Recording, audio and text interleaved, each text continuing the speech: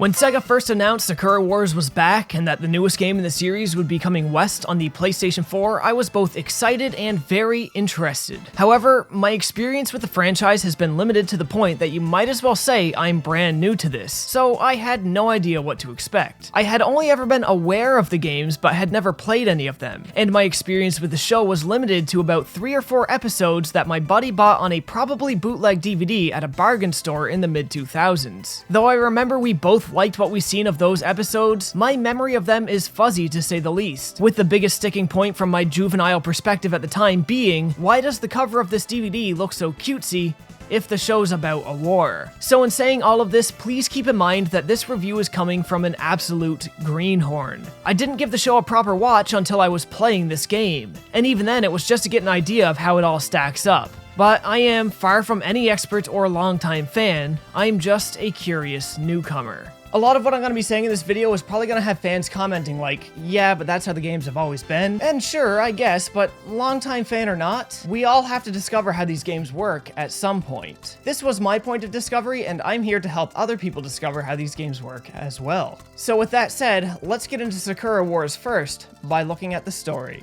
Sakura Wars is a waifu chaser first and foremost, with a helping of Musou-style mech combat on the side, presented through traditional anime arcs complete with on the next episode ending screens every time you complete a chapter. Our main character is a man named Kamiyama, a self-professed country boy new to the big city and set to take over the flower division of the Imperial Combat Review as its captain. For clarity's sake, the Imperial Combat Review is a secret government operation used in protecting Tokyo against demonic threats, and the flower division is one of its combat arms that operates solely out of the Grand Imperial Theater. The Grand Imperial Theater is a little more than just a front for the Flower Division's operations too, as it functions as a fully operational theater, albeit one that's down on its luck. In his new post, Kamiyama must help turn the theater around to help fund the Flower Division and make them a real and effective combat force so that they can better protect the people of Tokyo. Of course, this means coaching and managing the girls to help them improve their acting capabilities so they can garner more than just ironic fans. But the theater alone won't bring all the money and recognition that they require, so Kamiyama must also train them in their combat abilities so they might stand a chance at winning an upcoming competition that, in essence, is like the Olympics for mech combat. Given how all of their mechs are about as ramshackled as their theater performances, Kamiyama is in for an uphill struggle. As if things weren't tough enough for him, Kamiyama, while balancing his job as a theater coach and events promoter with his job of being a military captain and tactician, must also respond to the intermittent demon invasions as well as the threats of a mysterious terrorist cell operating from within the shadows. So you can see there's actually quite a bit going on in the world of Sakura Wars here. Most of this stuff lends well to the parts of the game that function as an action game, but an action game is hardly what Sakura Wars is. As I stated earlier, this is primarily a waifu chaser, a dating game. So let's take a look at what the bulk of the gameplay is going to look like and jump into the social mechanics. Between the big story moments and cutscenes, you enter free roam periods where you'll be fed hours upon hours of optional social events. On your map, you can see these events marked with blue exclamation points, and if you want, you can choose to just ignore them all and move on to the green story markers, but then there won't be much of a game left if you do that. In normal social events, the girls and you just share a conversation, and you're given the opportunity to answer questions, where your decisions will raise or lower their trust level in you, which play into how many trust events you do or do not unlock. Some questions are answered through multiple choice, where others give you only one answer wherein you pick how extreme you deliver your response. The right answer is of course always contextual to the moment and the person you're talking to, but more often than not, just telling them what they want to hear is the right course of action.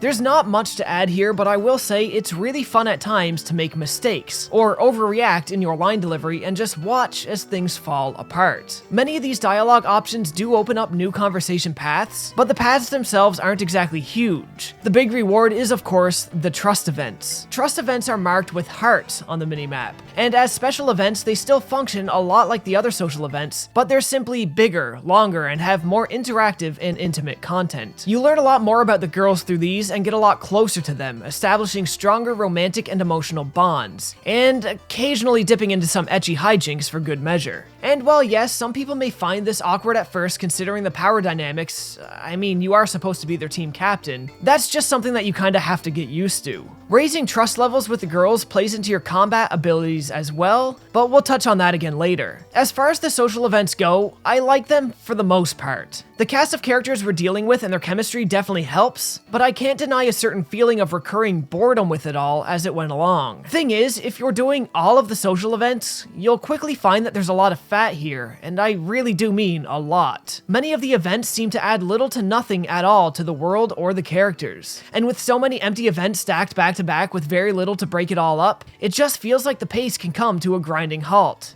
This is an issue I felt once before in Tales of Berseria as well, with its overuse of in-game skits that at the worst of times padded the game with enough consecutive filler that it became a drag. The social events simply make up too much of the gameplay and the game's runtime for this much of it to feel like filler. For example, let's say this water here, this represents the social events. This colored liquid, this is everything else.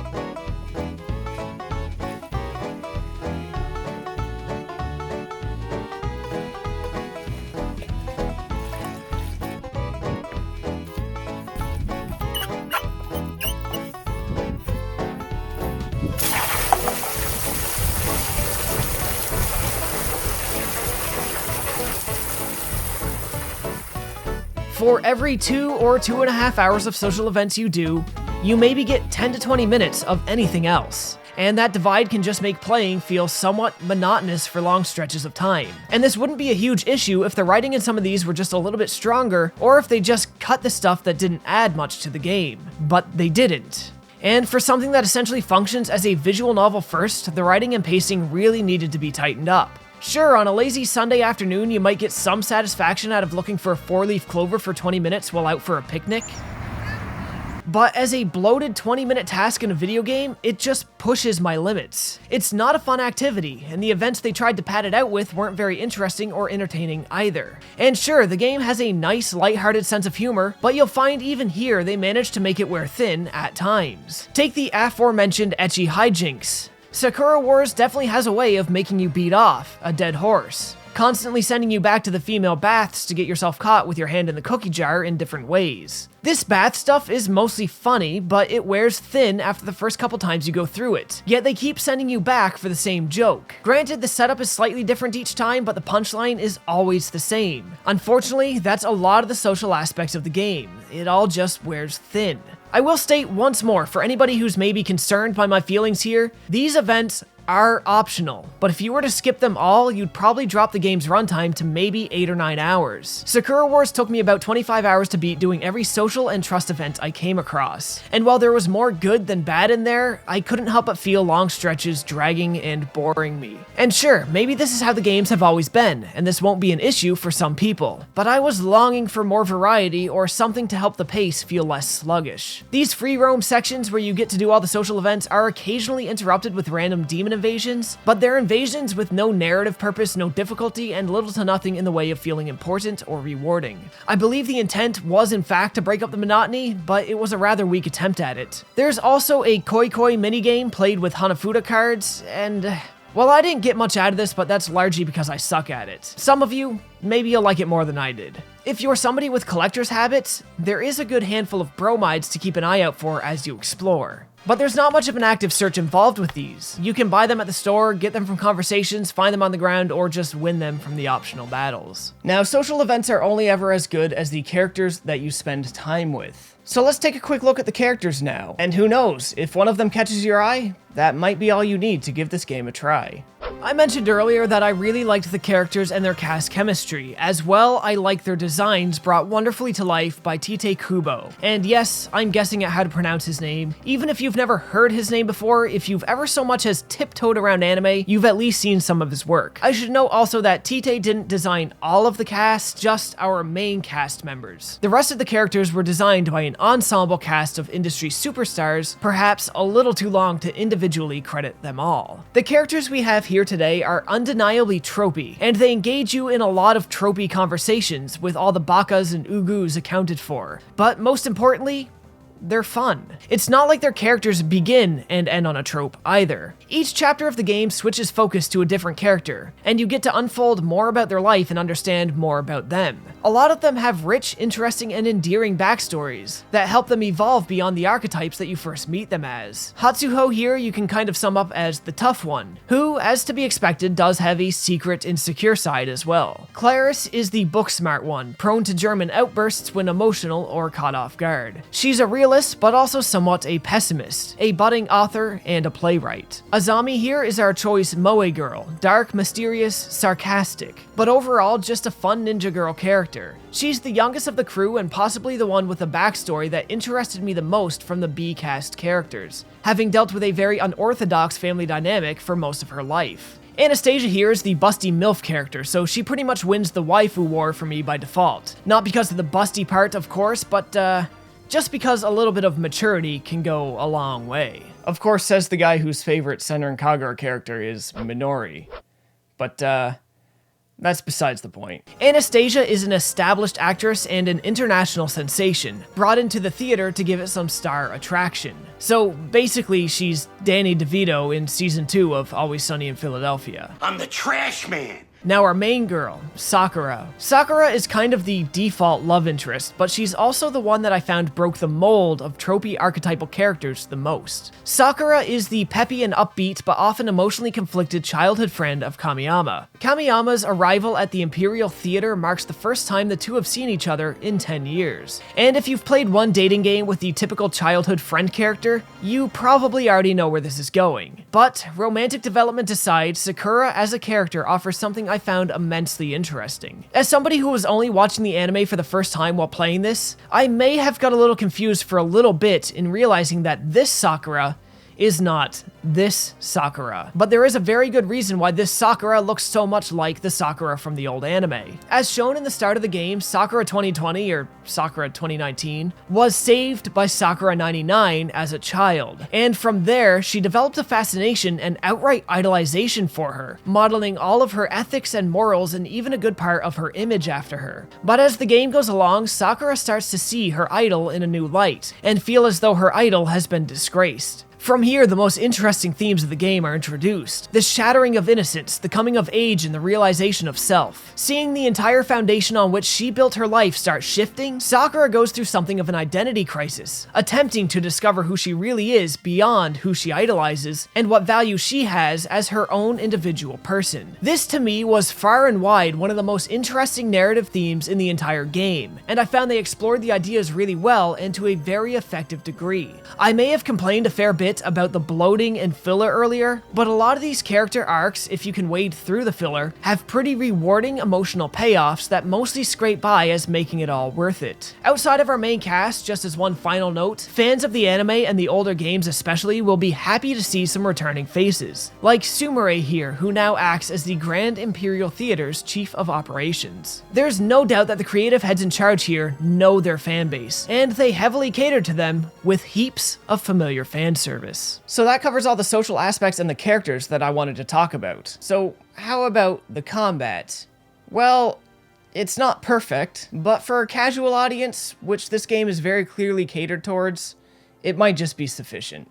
The combat is entirely mech-based, and let me just start by saying, I love these stubby little mechs, and I really wish the game gave us more time with them. They're like walking robot thumbs, but somehow cute. Cute and, of course, badass at the same time. In a way, they remind me a bit of Gundam SD, but perhaps a little more unique and characteristic. So, combat itself isn't too deep. Camera and movement controls are all standard. X to jump and double jump. Circle is your light attack, though I'd rather it be square. Triangle is your heavy attack. You have a quick dodge mapped to R1, which when done at the right time activates a slowdown very similar to Bayonetta's witch time functions. And this is insanely exploitable. Oftentimes I found myself rushing towards enemies just to get within their line of fire and trigger the slowdown. The activation window for it is so wide that it's hard to miss, and it feels like there's no risk and all reward. You can dash with R2, which can also be used to wall run in specific areas. You can switch to your partner character with L1 and launch a special attack with square when this meter here is charged up. This meter of course charges with ongoing attacks. If your trust level with your partner is high enough, you can launch joint attacks, or even go into a special powered up state once per match at the press of the touchpad. If you're performing well in battle, you'll raise your party's morale, which will also boost their efficacy. I had heard at one point there was no lock-on function in this game, but it is here now as part of a day one patch, and it's plenty functional. Enemies clearly telegraph their attacks, and they are clearly displayed on your minimap. Draw distance for enemy units isn't too far, but the only maps that this will really affect you on will have special rules in place to make your radar display them from further distances. Between your run, jump, light, and heavy attacks, you have a small yet satisfying enough system of combos to work with. Every character plays differently, so there's a good bit of variety despite each character's rather limited moveset. It is button mashy, but sometimes I don't mind turning on my caveman brain, letting the drool spill down the side of my face and bash my helpless victims into a pulp without putting too much thought into what I'm doing. But even admitting to that, there's a huge issue with the game's difficulty. As in, it doesn't seem to have any, and there's no difficulty settings to drudge any up with either. At the best of times, the difficulty is a joke, and at the worst of times, the difficulty is a joke with a long setup and a lame punchline.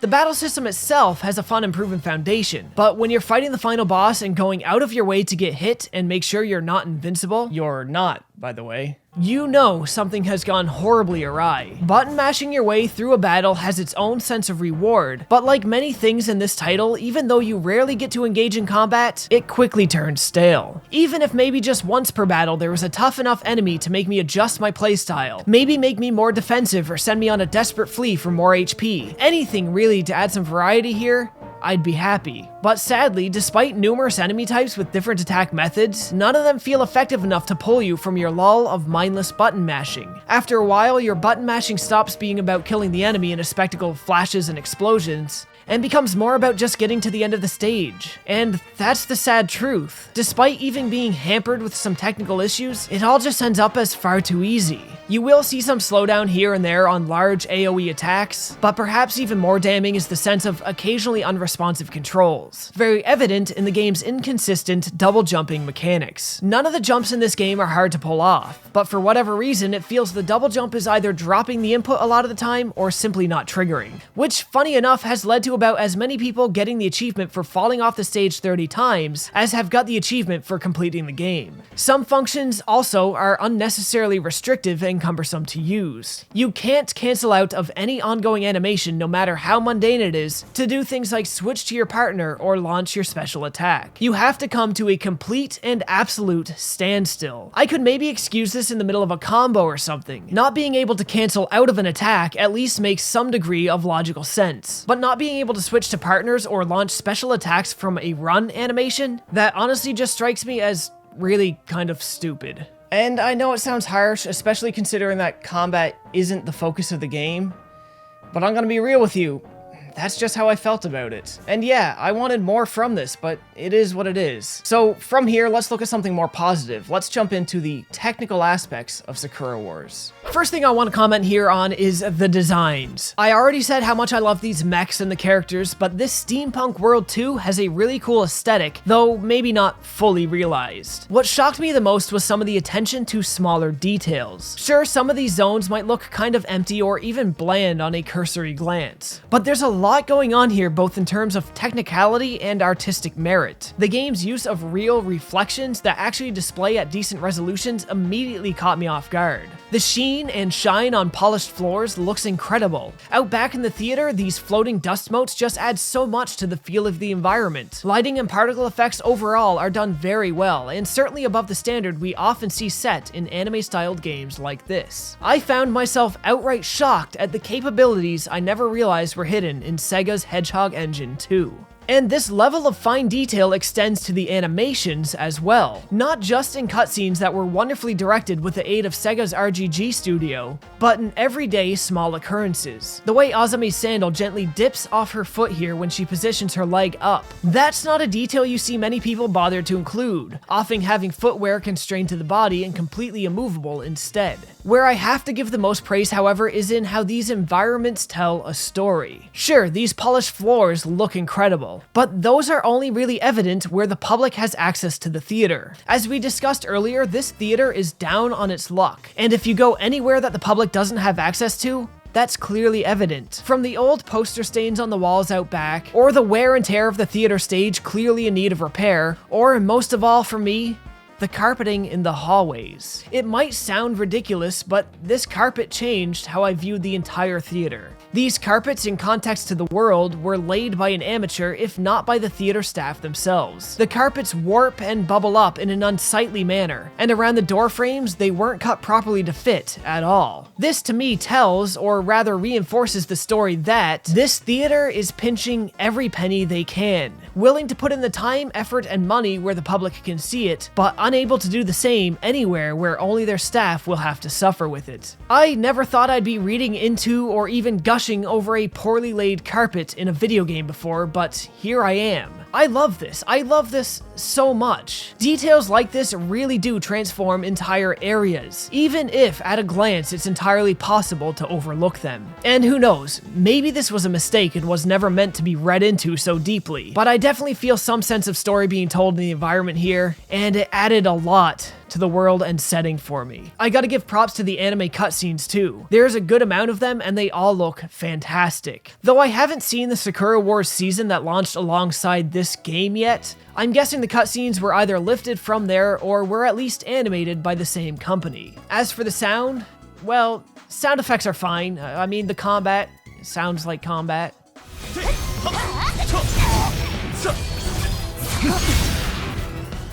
There's not too much outside of combat that's really sound effect heavy, so it's not really a whole lot more we can look at there. The OST is decent, and it sees the return of series veteran Kohei Tanaka at its helm. A lot of older themes have been reprised, and it's nice to hear that sort of continuity, but I did feel the OST overall was lacking in variety, or perhaps more accurately, lacking in quantity, as it did often feel like I was hearing the same handful of tracks and jingles time and time again.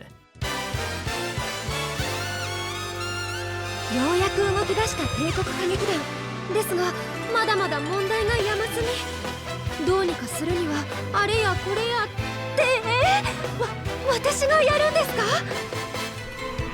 次回新桜大戦手のひらほどの幸せ大正桜にロマンの嵐会長さん私お願いがあるんです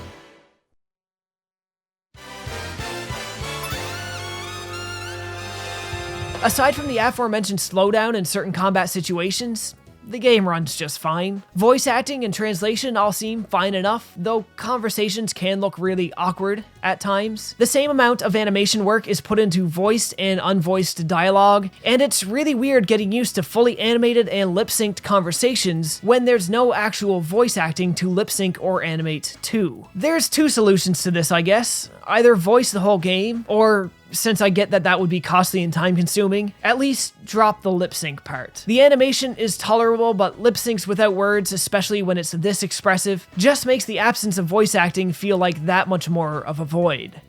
約束の時間までまだ余裕があるな。ちょっと辺りをぶらついてみるか。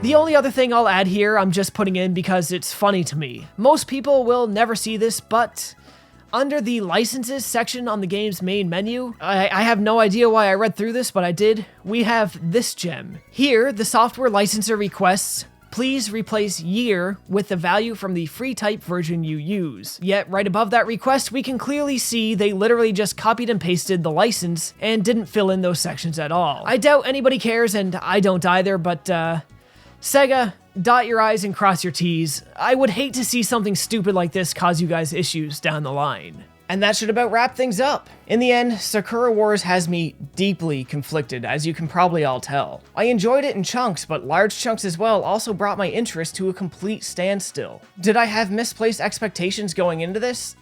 Maybe, but I mean, I didn't even really have expectations, if I'm being completely honest. I just seen a niche game and I wanted to check it out. But even if there were somehow latent expectations floating around that I'm not really that aware of, I don't think my criticisms are misplaced or that the game couldn't benefit or improve based upon them. Not every journey into the niche unknown for me works out. And while this wasn't exactly a terrible trek by any means, I certainly felt that it could have been much better. But hey, that is just my opinion, and I will say there's definitely an audience for this game. If you're a self-professed casual, or you're just really into dating simulators and social games, or maybe you're just a big fan of the series, this game is probably going to do the trick for you. Although I found a lot to love, Sakura Wars was clearly not geared towards me. And that's something that I very much felt as I was playing. And that's where I'm going to have to leave this one today. If you guys like the video, you know the deal. Like, comment, subscribe, and share the video if you can. As always, folks, thanks for watching. I'm probably going to get a lot of dislikes on this one. Ah!